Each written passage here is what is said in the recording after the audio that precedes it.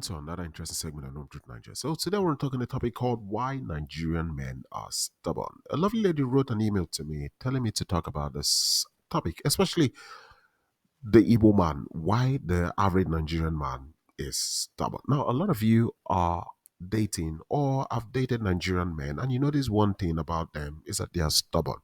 And the thing about this stubbornness is that it drives you so crazy that at some point you see yourself arguing, fighting, quarreling, which actually keeps your relationship on the thread that may eventually, end or you guys break up. And this is why I want to tell you guys why an average Nigerian man is stubborn. Now, before I move further, I'd like you guys to understand that an average Nigerian woman understand that most Nigerian men are stubborn. Or as we say in pidgin English, know the year what. Now, what does it mean when we say know the year what? It's a phrase we commonly use in Nigeria to imply that someone doesn't take advices or warning, that could eventually lead to undesirable outcomes. The same meaning of one being stubborn. So why you are listening to me today, I want to tell you reasons why an average Nigerian man is stubborn or why the average Nigerian man is very stubborn. So the first reason is one, the cultural influence. Cultural influence is the first reason why an average Nigerian man is stubborn. Now, I've always said this to a lot of you. Africa as a continent and Nigeria as a country is a male dominated society. It's a society where, as a man, you can get free passage to certain things that most women would never even dream of because of this, cultural upbringing, which often involves a lot of times gender roles, you know, that brings about entitlement, especially for the men. You are most likely to have a stubborn Nigerian man. Now, there are cultures where the man is not allowed to step his feet in the kitchen or touch the cooking pots. There are cultures where the man is not allowed to do domestic chores. There are cultures that doesn't permit the woman to sit or sleep in the same room with the man. For instance, look at this write up. Somebody wrote, woke Igbo men started, early the moment they started sharing the same room with their wives. We are quick to adopt Western culture and lifestyles over ours. There was a reason our fathers had separate mpuke from their wives. A man's room is sacred. Now, this is very true, guys. As a young guy, my granddad had a separate room for my grandma. And you see, one thing is that I could go to my grandmother's room, I could jump, somersault, do everything I wanted to do in my grandmother's room. But you see, I could never do that in my grandfather's room. His room was indeed really sacred.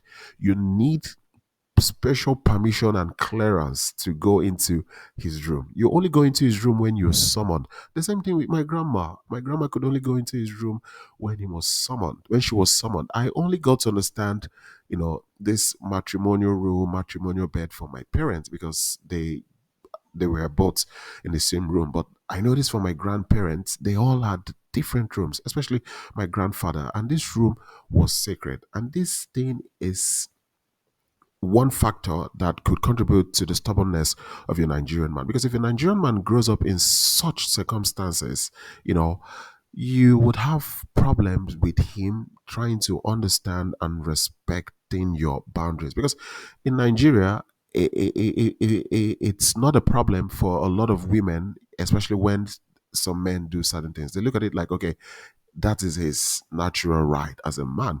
However, with a Western lady or a foreign lady who doesn't understand the culture, you could find yourself struggle. Another example of today's is the chicken gizzard. I don't know if you guys know there's a thing they call gizzard or chicken. In the Igbo context, it is called eke okuko. Okuko means chicken. That's the gizzard. Now, it holds a sacred significance, and only men are permitted to eat it in an Igbo land. Although the woman will prepare it, but she's forbidden, from eating it. This is another underlining factor that could basically lead to stubbornness. Because if you have a Nigerian man who is coming from such background, coming to meet you as a lady, and you don't understand that there are things that are permissive for men and are not permissive for women. And he is coming with that concept that you should not do a lot of things because as a woman, it's not permissive. You will struggle with him. It's one contributing factor to why us white Nigerian men are very stubborn. Now, another point is the masculinity. Now, in Nigeria, another thing that could cause stubbornness is the sense of pride the man is raised with. Now, to start with, most Nigerian women, when they get married, one thing they wish for when having a child is a baby boy. In most families, until you give them a baby boy, you're not recognized to be part of the family. And that's the truth. So, why do Nigerian men want male child? Because it's a patriarchal society, and in some part of the country, having a male child is as equivalent to having peace and stability in a home. So this is very important. So as a young boy, you are growing up knowing you are the real deal, and your sisters are just visitors in your father's house. They're visitors because tomorrow a man would come, ask for their hands in marriage, marry them, and take them out of your father's house. But you, as the guy, you know you're the real deal. You're the OG. You're remaining in that house. So what happens? You are raised by your parents, the community, your uncles, your village, your kinsmen, people of the society to be tough, to be strong, to be stoic, because a combination of all of this makes you a real man, makes you ready to be a real man. So you need all these attributes to be a man. And that's why in Nigeria, as a man, it's a big thing when you're crying. When you see a Nigerian man cry, for our Nigerian women, it's like, what is crying? A man is crying. In fact, there are women who would tell you, like, I don't like men that cry. And the truth is, in Nigeria, we have a saying or a phrase that goes by, "Na man you be." It's a term we use, for endearment or praise, mostly to suggest that the individual, uh, you seem like a superman or alpha male. With all these attributes drilled into an average Nigerian man growing up, there's no way he would not be stubborn because he's growing up seeing himself like the alpha male, the alpha and omega, like Superman, and then he comes to you, he meets you as a foreign woman, and then he starts dating you. What do you think would happen? Do you think it's going to be easy to control him when you try to order him around or try to tell him what to do? His mindset is like, no, this doesn't look or sound well. It's like you're trying to control me. It starts telling you, hold on, do you know who I am? You know where I'm coming from? In my culture, you don't talk to me like that. You can't control me. I'm not woman rapper, and this is why we have a phrase in Nigeria called, woman rapper, which means as a man that is controlled by everyone, not just a woman, but mostly by a woman, a man who cannot take a decision or action by himself except or unless the wife or the woman pushes him. So if you want to provoke a Nigerian man or make him feel bad, just call him woman rapper. All hell will be let loose. So the moment you call him woman rapper, it's like you're stripping him of his masculinity. So this way, a Nigerian man raised in this concept will certainly most likely be stubborn, especially when you as a Western woman or a foreign woman, you're coming to date him, especially when you don't understand his culture. Now, the final point is the communication style. The communication style is another factor. For those of you who've dated Nigerian men, you will notice the start of the relationship, and as the relationship progresses, the tone of talking changes. In the beginning is sweet and caring and all of this, but as the relationship progresses, it becomes harsh. Sometimes you start, firing back because it's like he's mean, he's not sweet like he used to be before and stuff. Yeah, it's true.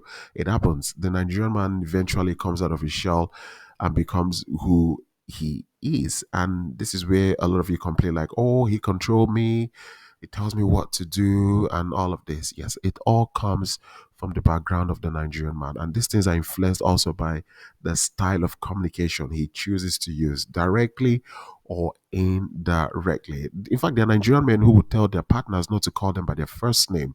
I know a lady who calls a Nigerian husband Oga, which translates to boss, and this calling him his first name is indeed a sign of disrespect. Now, to the stubbornness, there are pros and cons to it. Now, for the pros, it's there are women who basically love Nigerian men who are stubborn. You know, some women love it. You have some Western women or foreign women who just are totally looking for men who are stubborn, men that cannot be pushed around. And then you have one advantage on mental resilience. You know, in Nigeria, we have this mindset of we are the best. You know, you're raised as the best. You are told by your parents you are better than your mates. You should be better than your mate. Your mates, they don't have two heads. An average Nigerian man is raised with the mindset that he's the best. He's better than everybody. You know, and that's why we have a phrase or a slang that stands for no grief for anybody. This basically means that you cannot intimidate us or bully us or pressure us into doing what we don't want to do. So an average Nigerian man is raised by that. So you're stubborn till you get what you want. So these are pros to it. And then on the con side, you have a lot of potential relationship breaking. There are relationships that did end because of the stubbornness of the man. I know a lot. I know a lady demanding or asking a Nigerian man to apologize for what he did. And this man looked at me and said, if I apologize, make thunder fire me. He was actually swearing on himself. And he didn't apologize. And the relationship actually, folded. And this was a very nice, thriving relationship, but his pride will not allow him to apologize because he's a man. He's too stubborn. Me apologize to a woman. What for? You have this. And also the disrespect that also comes with it, the disrespect of boundaries where, you know, because they are the man, they feel they can do what they want and say what they want. And sometimes this also compromises with your boundary as an individual. So this is it. Now, the truth is, if you're a foreign lady and you're dating a Nigerian man, you've got three options as regards the relationship. One, first, you either can end it now, because it will not get easier as you guys grow older. No, it's going to get tougher. That's the truth. Two, you can deal with it, that is, address it, and see if he meets you somewhere in the middle because you've got Nigerian men who understand, okay, yeah, truly, what I'm saying and what I do, I don't think is proper. So they try to fix things. Or you can live with it. Like I said, I've been issue. You have women who are totally fine. They want men that are stubborn. In fact, they find it very cool that you can't push this guy. This guy is stubborn. I love him because he's stubborn. He knows what he wants. I love that aspect about Nigerian men. It oozes masculinity and all of this. You have women who actually reason like that. So for those of you who want some kind of overarching view on the stubbornness in Nigerian men, so this is something you can look at, factors and sub factors that could come as a result of the stubbornness of Nigerian men, how culture, the perception of masculinity, and the communication style does indeed influence or have an effect on the stubbornness in Nigerian men. So guys, as always, like, share, subscribe. Home to Nigeria. Peace out.